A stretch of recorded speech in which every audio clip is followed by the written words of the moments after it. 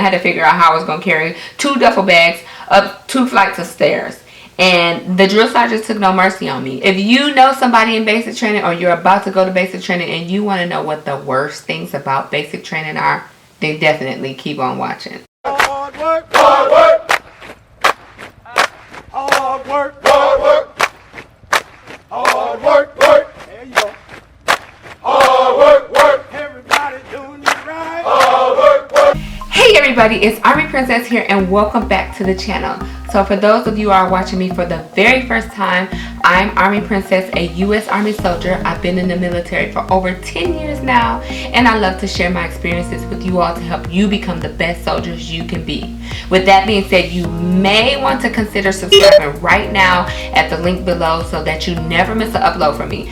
I upload military related videos every single Monday, and sometimes throughout the week I sprinkle a little other content in there like vlogs and get ready with me. Today we're going to talk about some of the worst things in basic training. This month, if you haven't noticed, I put a post in my community tab about basic training and that we were going to be talking about basic training this month.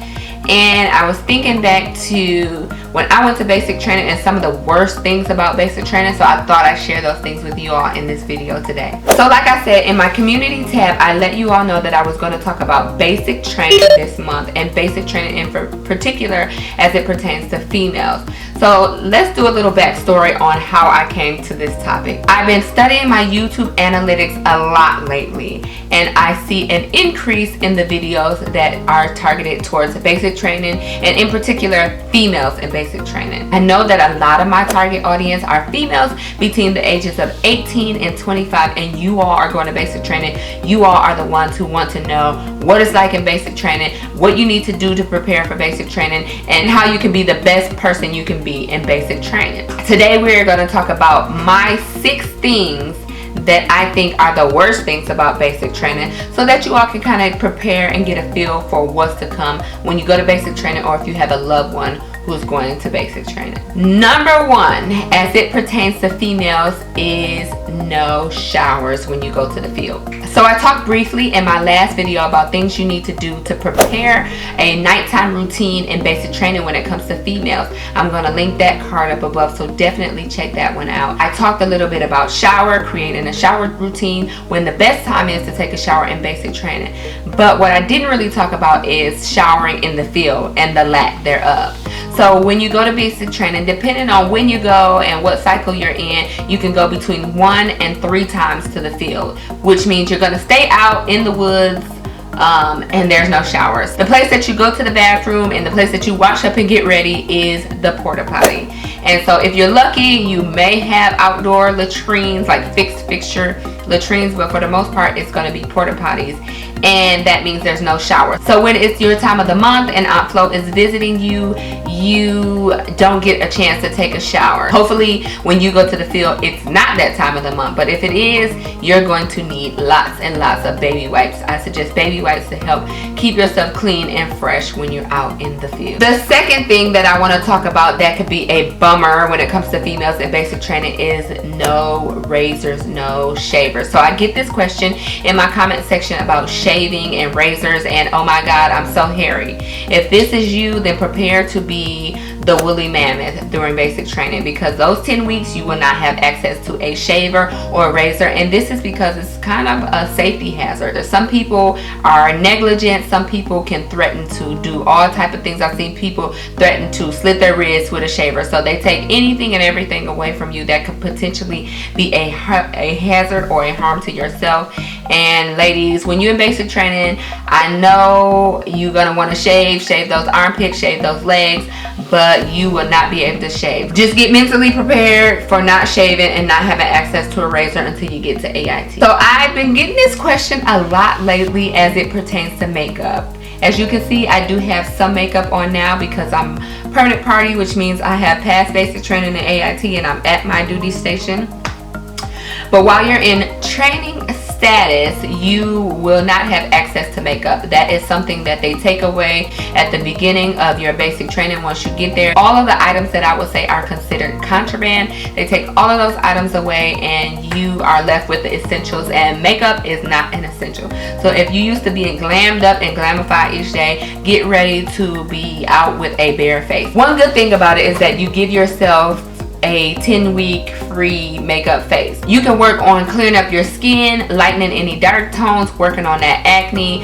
I think basic training is a good area where I've seen people have improvement in their skin because they're focusing just on the basics, and they have the basics rather than loading their face up with all these creams and makeup and everything. You're gonna be sweating, you're gonna be getting dirty, you're not gonna want to have makeup on, trust me. Let me get close to the camera so I can really let y'all know one area that I struggle with in basic training, and that for me is to be treated like a guy. So, fun fact, when I say treated like a guy, I'm not talking about they thought I was a guy and they treated me like I was a boy. What I'm saying is, if you are used to being the small person, the person that have people do stuff for you, open doors for you, hold your hand, pat you on the back, and rub you along the way, you are not going to get that treatment in basic training, and I had a rude awakening. So, just to tell you about my basic training experience in about 60 seconds, I got off the bus. I was one of the smallest people in stature, and I had 2 duffel bags that I had to carry, and I had to figure out how I was going to carry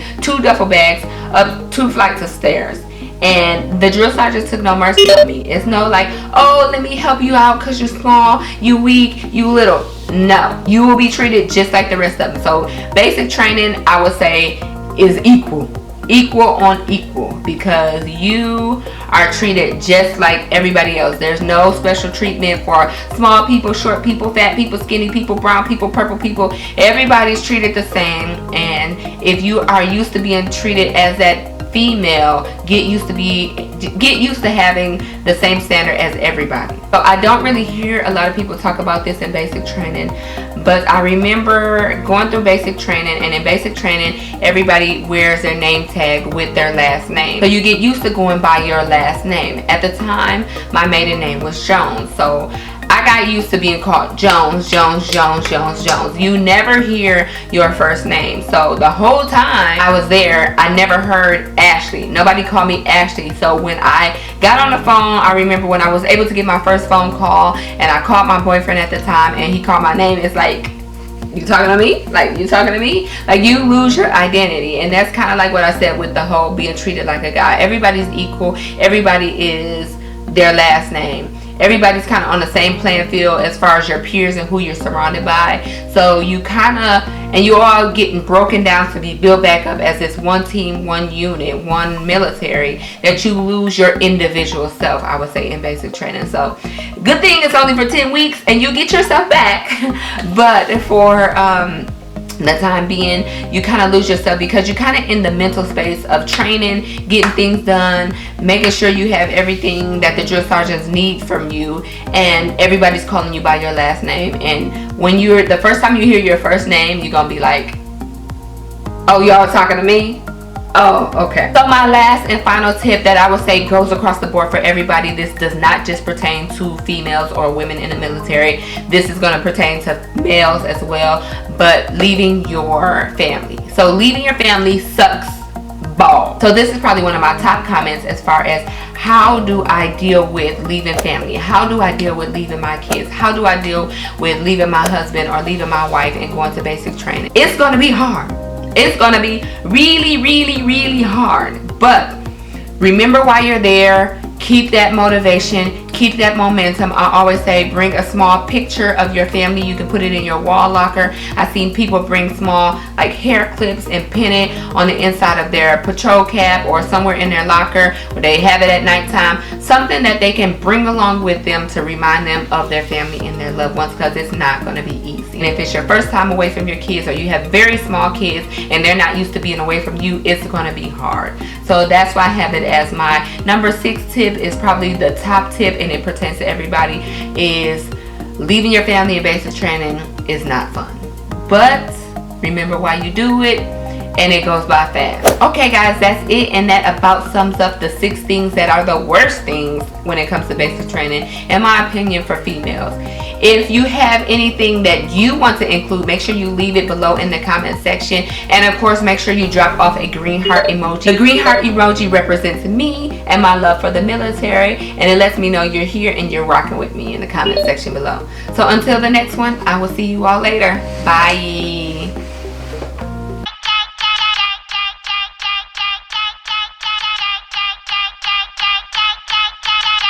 Swing the remix, go!